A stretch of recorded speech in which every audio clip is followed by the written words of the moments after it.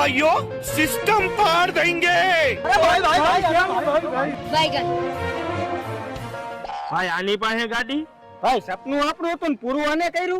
તો યાર લા તમે બે એટલી બધી બળતરા નો કરો.